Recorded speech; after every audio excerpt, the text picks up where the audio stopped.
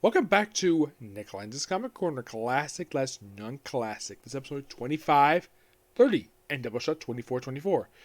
We're first discussing, of course, our Batman Beyond trade, Batman Beyond 10,000 Clowns, which this book collects. I think this digital book for Batman Unlimited issue chapters 1 to 13, written by Adam Beechin, art by Norm Buffalo. A classic Batman artist, which I'm glad that Adam Beechin got this guy to do it. So, this is like one complete story arc here.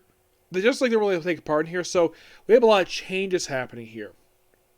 For instance, because Bruce Wayne is now in charge of Wayne Enterprises once again, he brings in Tim Drake and Lucius Fox Jr. Fun fact, Lucius Fox actually was mentioned on Batman Beyond. When Lucius Fox, when I think it was Pax Sparrow's father, when he became Blight, where first thing he did, not only became CEO, he basically fired him when he was basically vice president, who started Fox Tech. And Lucius Fox Jr. decided to continue basically stuff there. His father started at Wayne Enterprises, and apparently he had no problem with Bruce Wayne integrating Fox Enterprises into Fox Tech into Wayne Enterprises, and Tim Drake is brought in as basically tech support. Obviously, like, okay, interesting, great start off here.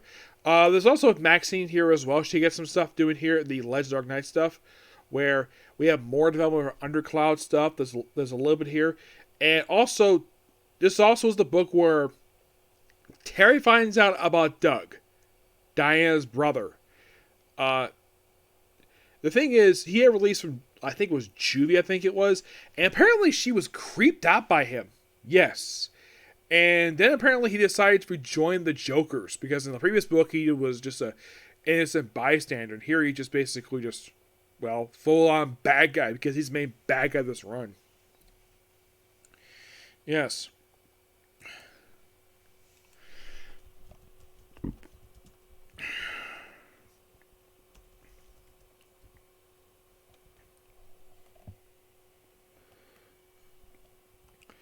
Yeah, this is basically unlimited because it's like the digital chapters mostly.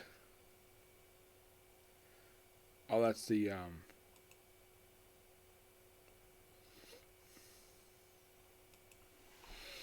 here we go. Batman Beyond. Yeah, print chapters.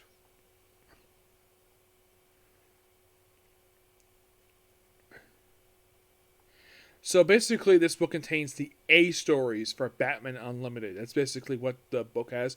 There's two different features for this book. There's 10,000 Clowns, which is the main story. That's Batman Beyond. While the backup story, the second story, is all about the Justice League themselves, mostly. There's also a new guy in here known as Pali Ochi, who is here for most of this run per se. And Doug Tan, who was basically the main bad guy of this run, he basically becomes the Joker King. Yes, is his alias he assumes in this book in particular. Yeah, it's kind of weird that Adam Beach just introduced him last book. It's like, oh, is he here? Yeah, he's basically a big threat in the very next book, per se. Yes, he is, and he's here for pretty much the whole run. Alive anyways, yes. So, yeah, Lucius Fox Jr. is first introduced in issue number 2 of this very book. The original Lucius Fox is basically his father, who was actually featured in Batman the Animated Series. Yes. And his brother, his brother is in this universe. Yes, seriously, he is. And you're thinking, okay, so, yeah, he was featured in a book that came out about a few years ago called The Amazing Adventures of Batman. Yeah, that's where he's featured in. Yep.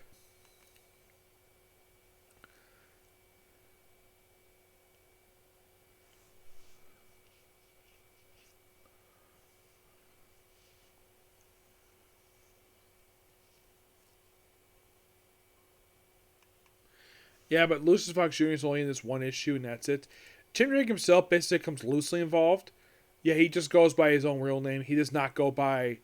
He does not go by Robin in this book at all, per se. No, he's retired from Robin. So, I mean, he's in this book like he's trying to flee the city because during the second half of this book, the whole city goes to chaos. Oh, yeah, it does. Yeah, by issue 13, basically goes complete chaos with the Joker Knight stuff. Mm-hmm.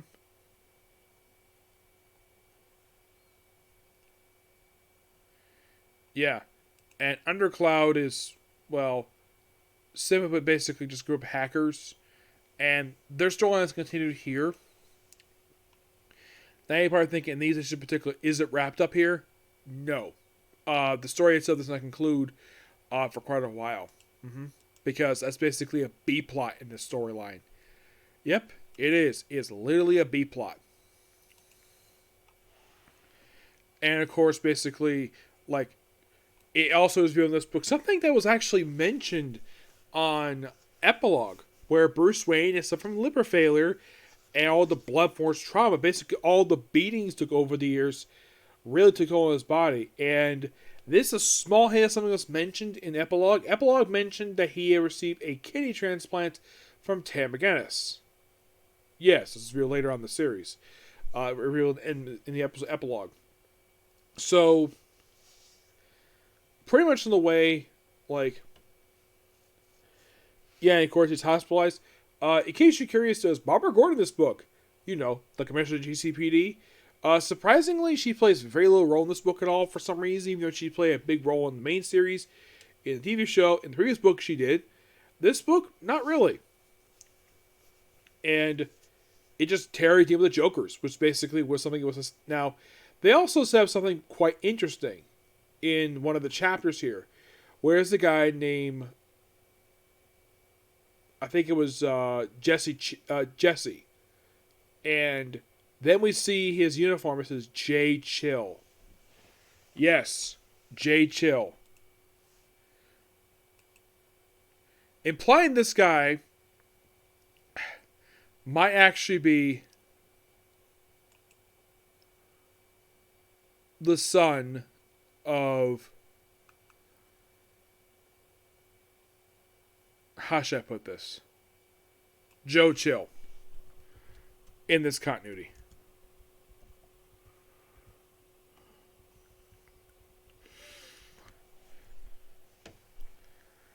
Now you might be curious, so this Joe Chill exists in this continuity? I think he does.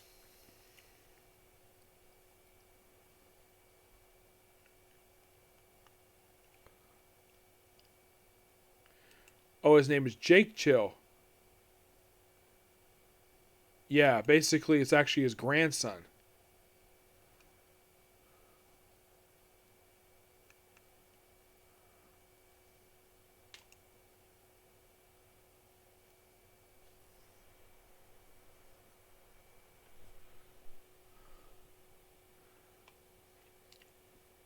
Yeah, and he basically first appears in... Apparently, the way it's mentioned in this book here is that this is the man who murdered Warren McGinnis, Terry's father. Yeah, this is the man who murdered his father. So, like grandfather, like grandson, both of them basically created Batman. But it's a minor thing. But it's basically they have a standalone story for him, which I thought that was quite interesting. The fact he was even featured in this book for a few issues. Yeah, it's quite surprising that he's featured here.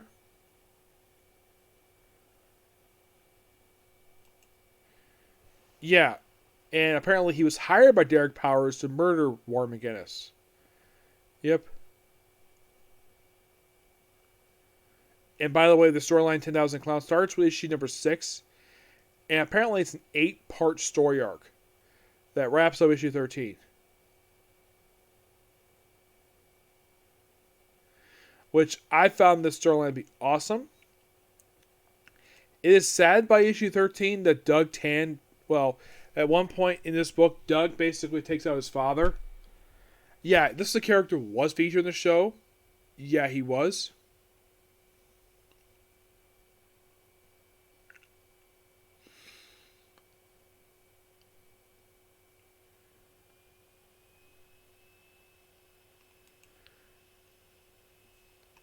Yes, her father, Stephen Tin, he's featured in this book, and he's taken out by, well,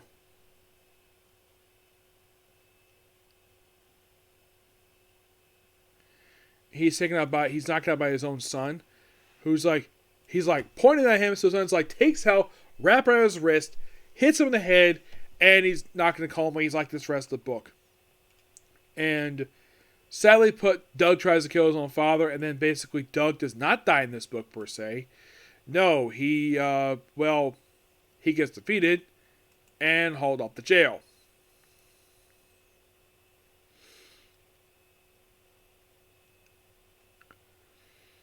Yeah, but I really enjoyed the 10,000 Clown stuff. That was a really fun story arc, and I love the way Adam Beach set it up in the previous volume. I'm going to give Batman Beyond 10,000 Clowns a 10 out of 10. Next up is quite interesting. Excuse me, because we have, well, Justice League Europe. We're discussing issues 12 to 28, along with annuals 1 and 2. The first part of these issues is mostly put deal with Metamorpho. Yeah, his stuff, which is kind of weird that his basically is the primary focus of this book. Because it feels like, though, Keith Giffen and Jeff Loeb, and I think it's, is it Jeff Loeb? It is Bill Loeb. I think it's William S. Loeb's. Bill Loeb's. They're pretty much continuing stuff from the original Metamorpho comic where, yeah, Metamorpho finds out in these issues that he is, in fact, a parent. Him and Sapphire Stagg had a kid together named Joseph. And Simon, being a complete jerk, is not allowing Rex to see his own son. And eventually, he gets to a fight with Java, the frozen caveman in modern day. Yes, he's basically Simon's bodyguard, where he fights him and he almost kills him. And the thing is, he's like, he didn't mean to do this. This could be an accident. And Sapphire agrees and basically believes him. So eventually he's able to hold his son finally. And then he hands up the son because hands off to Simon, who at first is aghast by the appearance, but apparently he just overjoyed at having a grandparent. Yep.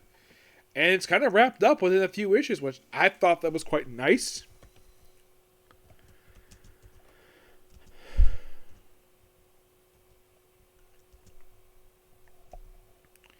Yeah. But that's kind of like the main first few issues you have in here. Yeah, it's like the first, I think the first 3 issues, I think it is. Which, I found this to be a lot of fun, basically the first couple of issues in here. To deal with the whole thing of, well, actually just the opening issue.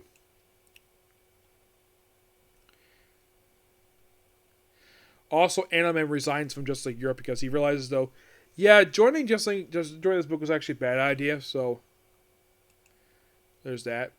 Also, in these issues, they actually have, so Crimson Fox is on the roster.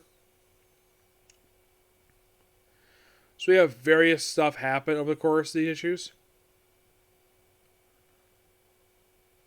Yeah. Also, in these issues, the Global Guardians make a return. Well, first we have a story collection of issues 15 to 19 of the Extremist Factor, which is simply Justice League Europe versus the Extremists. Yes, the Extremists, led by Lord Havoc, who makes his debut this very issue. Lord Havoc is based upon Doctor Doom. There's also other characters. Dream Slayer, who's based upon Dormammu.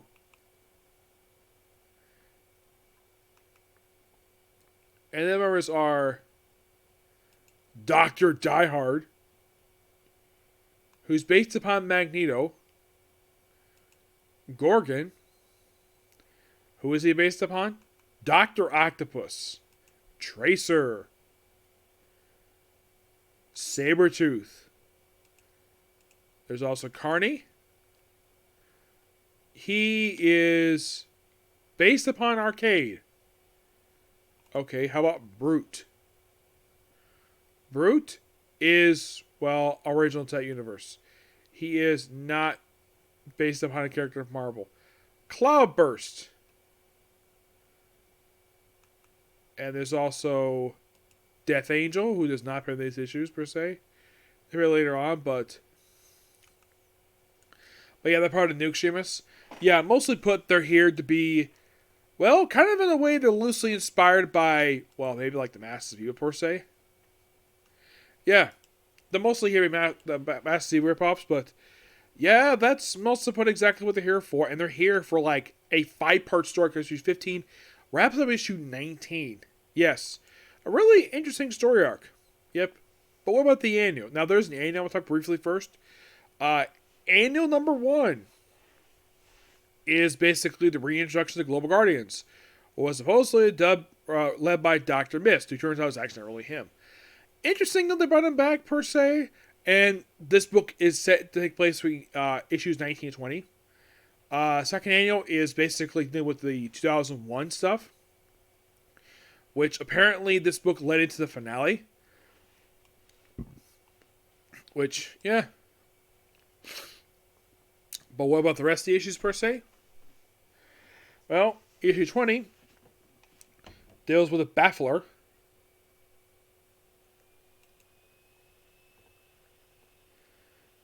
Yeah. They say first appearance in this book of flashback only to John Glory in. Basically, they're in UK, deal with stuff like that. And then we deal with the tabloid stuff here. Streaky the Cat gets involved in this. Yes, Streaky the Cat. Yes, Power Girl's cat. And this issue focused on, well, the Crimson Fox sisters, where one of them decides to strip in front of her own sister, takes off the top piece, and pretty much like strip down. They actually show this in issue 23, which I thought that was interesting. Oh, it's also the debut of a character named Maurice Punter. It's just this minor character who pops up later on.